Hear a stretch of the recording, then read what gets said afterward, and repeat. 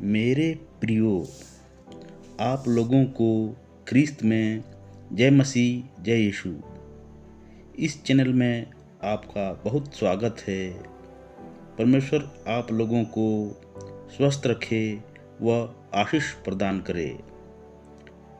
हम आज प्राचीन धार्मिक पुरुष नूह के बारे में एक दूसरे तरीके से संस्मरण करते हैं। नूह आदम और हेवा के दो पुत्र काइन और हाबिल के अतिरिक्त और भी बहुत से बेटे और बेटियां हुए। उन्हीं के वंश में आगे चलकर मतूशेलह, फिर लेमेक और फिर नूह उत्पन्न हुए। नूह के समय में लोग बहुत लंबे समय तक जीवित रहते थे, किंतु एक न एक दिन मरते जरूर थे। नूह के 3 पुत्र थे, जिनके नाम सेम, हाम और येफेत थे। तब परमेश्वर ने देखा कि पृथ्वी पर मनुष्य की दुष्टता बहुत बढ़ गई है और उनके मन का प्रत्येक विचार बुरा ही होता है। दुनिया में मनुष्य की संख्या बढ़ने के साथ साथ बुराइयां भी अधिक बढ़ गई थीं। उत्पत्ति ग्रंथ में हम पाते हैं, प्रभु ने देखा कि पृथ्वी पर मनुष्यों की दुष्टता बहुत बढ़ गई है और उनके मन में निरंतर बुरे विचार और बुरी प्रवृत्तियां उत्पन्न होती हैं। तो प्रभु को इस बात का खेद हुआ कि उसने पृथ्वी पर मनुष्य को बनाया था।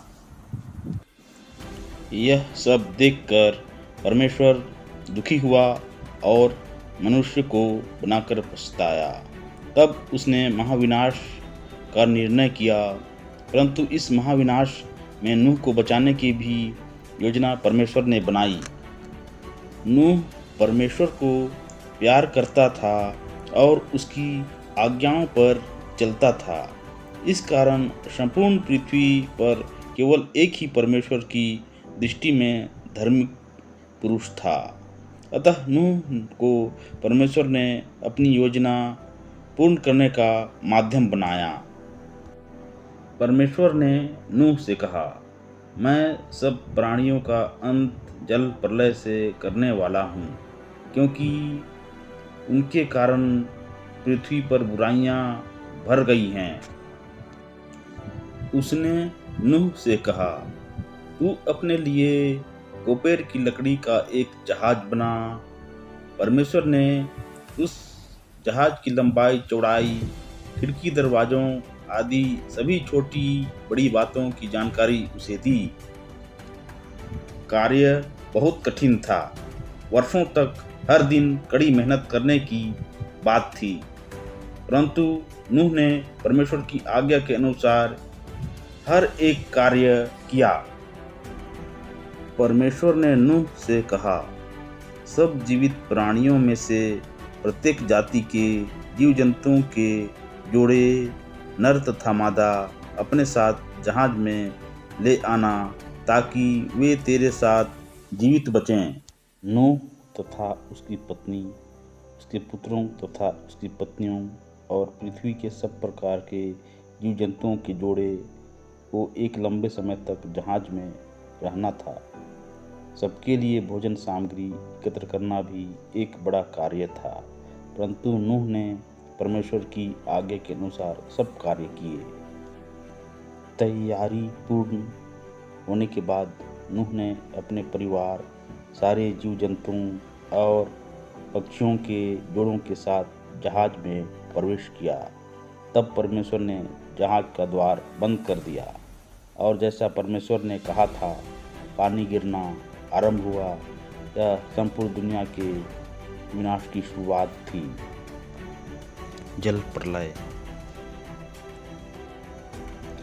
पृथ्वी पर 40 दिन और 40 रात वर्षा होती रही। वर्षा के अलावा गहरे जल के सब सोते भी फूट पड़े। नूह के साथ उसके परिवार के लोग व सब जानवर जहाज में थे।